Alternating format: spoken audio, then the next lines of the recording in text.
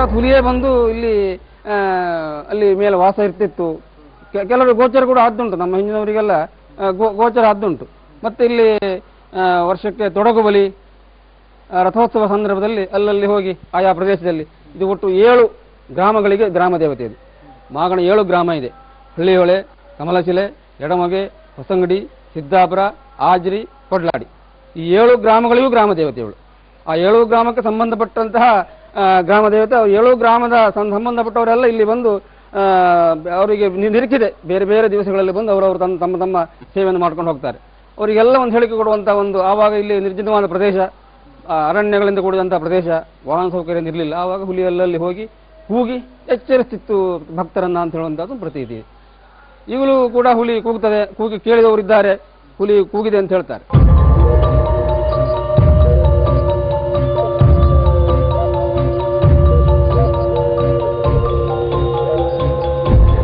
ಇದು ಇಲ್ಲಿನ ಮತ್ತೊಂದು ವಿಸ್ಮಯ.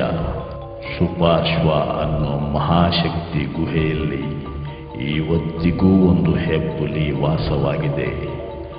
ಅದು ಬ್ರಾಹ್ಮಿ ದುರ್ಗಾ ಪರಮೇಶ್ವರಿಯ ವಾಹನ ಅನ್ನೋದು ನಂಬಿಕೆ.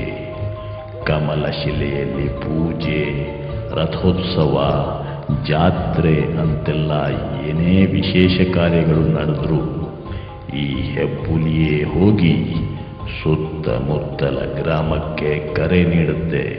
ನೋಡಿ, ಹುಲಿ ಕೂಗುದಂದ್ರೆ ಜಾತ್ರೆ ಬಂದಲ್ಲಿ ಹುಲಿಗೆ ಎಲ್ಲ ಊರಿನ ಮನೆಯಲ್ಲಿ 7 ವಿಲೇಜ್ ಮನೆ ಮುಂದೆ ಹೋಗಿ ಜಾತ್ರೆ ಬಂತು ಅಂದರೆ ಹುಲಿ ಹೇಳಿಕೆ ಮಾಡೋದು. ನಮ್ಮ ತಂದೆಯವ್ರು ಹೇಳೋದು ಕೇಳಿ ನಾನು ನಿಮ್ಗೆ ಹೇಳೋದು, ಜಾತ್ರೆ ಬಂದ್ಕೊಂಡು ಹುಲಿ ಹೇಳಿಕೆ ಮಾಡೋದು. ಹೇಳಿಕೆ ಅಂದ್ರೆ ಬರೀ ಹೇಳಿಕೆ ಒಂದೇ ಅಲ್ಲ, ದೇವಸ್ಥಾನ ಡೆವಲಪ್ಮೆಂಟ್ ಆವಾಗ ಇಲ್ಲಿ ಚಪ್ಪರ ಆಗಬೇಕಿತ್ತು. ಈವಾಗಲೇ ಜನಿಸಿ ಮಾಡುಂಟು, ಬಿಸಿಲು ಬರ್ತದೆ. ಈ ದೇವಸ್ಥಾನ 500 ಮುಡಿಯೋಕ್ಕೆ ಹುಟ್ಟುಳಿದಿತ್ತು ಮುಂಚೆ ಗೆದ್ದೆ. ಆ ಗೆದ್ದೆ 500 ಮುಡಿಯೋಕ್ಕೆ ಗೇಣಿ ಕೊಡ್ತಿತ್ತು. ಸರ್ಕಾರದ ಲ್ಯಾಂಡ್ ಟ್ರಿಬ್ಯುನಲ್ ಆ್ಯಕ್ಟ್ ಬಂದು ಅದೆಲ್ಲ ಬಿದ್ದು ಹೋಯ್ತು, ಗೇಣಿ ಬರೋದು ಕೈದಾಯಿತು. ಆದರೆ ಜನರು ಬಂದು ಬಿಟ್ಟು ಕೆಲಸ ಅಂದರೆ ಮಾಡ್ತಿದ್ರು, ಚಪ್ಪರ ಹಾಕೋದು, ಡೆವಲಪ್ಮೆಂಟ್ ಮಾಡೋದು, ದೇವಸ್ಥಾನ ಏನು ಆಗು ಹೋಗೋಗಳಿಗೆ ಅವರಿಗೆ ಬಿಟ್ಟು ಮಾಡೋರಿಗೆ ಒಂದು ಹೇಳಿಕೆ ಮಾಡೋ ಸಿಸ್ಟಮ್. ದೇವಸ್ಥಾನಕ್ಕೆ ಹೋಗಿ ಕೆಲಸ ಮಾಡಿ, ಜಾತ್ರೆ ಬಂತು, ಊರಿಗೆ ಅಥವಾ ಕೆಲಸ ಮಾಡದಿದ್ರೆ, ಜಾತ್ರೆ ಕರೆಕ್ಟಾಗಿ ನಡೀದೇ ಇದ್ದರೆ ನಿಮ್ಮ ಊರಿಗೆಲ್ಲ ಕಾಯಿಲೆ ಬರ್ತದೆ, ಅದು ಮಾಡಿ ಅಂತ ಹೇಳಿ ಅದು ಹುಲಿ ಹೋಗಿ ಹೇಳಿಕೆ ಮಾಡೋದು ಸಂಪ್ರದಾಯ. ಅದು ಇವತ್ತಿಗೂ ನಡೀತಾ ಉಂಟು. ಸುತ್ತಮುತ್ತಲ 7 ಗ್ರಾಮಗಳ ಗ್ರಾಮ ದೇವತೆ ಈ ದುರ್ಗಾ ಪರಮೇಶ್ವರಿ. ಅವಳ ಸೇವೆಗಾಗಿ 100 ವರ್ಷಗಳಿಂದ ಈ ಸುಪಾರ್ಶ್ವ ಗುಹೆಯಲ್ಲಿ ವಾಸವಿದೆ ಹೆಬ್ಬುಲಿ. ಆದರೆ ಒಂದಂತೂ ಸತ್ಯ, ಇಲ್ಲಿರೋ ಹೆಬ್ಬುಲಿಯಿಂದ ಇವತ್ತಿನ ತನಕ ಯಾವ ನರಮಾನವನಿಗೂ ಕೆಡುಕಾದ ಉದಾಹರಣೆ ಇಲ್ಲ. ಹುಲಿ ಇರುವುದು ಒಳಗೆ, ಆ ಗುಹೆ ಅಂದಲ್ಲಿ ಒಂದು ಉಂಟು. ನಾವು ಹೋಗಿದ್ದೆ ತುಂಬ ದೂರ, ಮತ್ತೆ ವರ್ಷಕ್ಕೊಂದು 3 ಸರ್ತಿ ನಾವು ಹೋಗ್ತೇವೆ. ನಾಡ್ದ ಇದಕ್ಕೆ ದೇವರ ಕಮರ್ಷಿಯಲ್ ದುರ್ಗಾ ಪರಮೇಶ್ವರಿ ಯಕ್ಷಗಾನ ಆಗ್ತದೆ. ಆ ದಿನ ಒಳಗೆ ಹೋಗಿ ತೀರ್ಥ ತರಬೇಕು.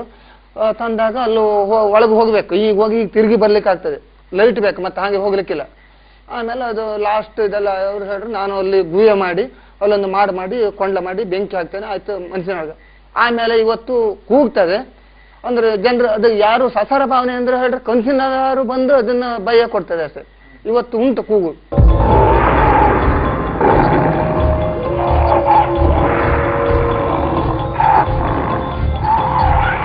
ಅದೇ ಅಂದ್ರೆ ನಾವು ಹೋಗ್ತೇವೆ ಅಂದ್ರೆ ವರ್ಷಕ್ಕೊಂದಿನ ಆದ್ರೂ ಹೋಗಿ ಅಲ್ಲಿ ಗುಹೆಯೊಳಗೆ ಹೋಗಿ ನಾವು ಸೇವೆ ಸಲ್ಲಿಸಿ ಬರ್ತೇವೆ ಇವತ್ತು. ಯಾಕಂದ್ರೆ ನಮ್ಮ ಹಿರಿಯರು ಮಾಡಿದ ಅಂದ್ರೆ ಹೊಂದ್ಕ ಬಂದಿದ್ರಿಂದ ಇವತ್ತು ನಾವು ಹೋಗಿದ್ದೇವೆ ಕಮರ್ಷಿಯಲ್. ಅಂದ್ರೆ ಏನು ಕಟ್ಟುಕಟ್ಲೆ ಆಗ್ತದೆ. ಮತ್ತೆ ನಮ್ಗೆ ಇನ್ನೊಂದು ದೀಪದ ಅಮಾವಾಸ್ಯೆ ಉಂಟಲ್ಲ, ಆ ಬಲಿಂದ್ರ ಕರು ಅಂಥದ್ದು ನಾವು ನಮ್ಮ ಗಾಣಿಗರ ಸಮಾಜದಲ್ಲಿ ಎಣ್ಣೆ ತಕ ಹೋಗ್ಬೇಕಲ್ಲಿ ಹೋಗಿ ಆ ದೇವ್ರಿಗೆ ಸ್ನಾನ ಮಾಡಿ ಆ ಎಣ್ಣೆ ತಂದು ನಾವು ಸಾಯಂಕಾಲ ಮಲ್ಕೊಳ್ತೇವೆ.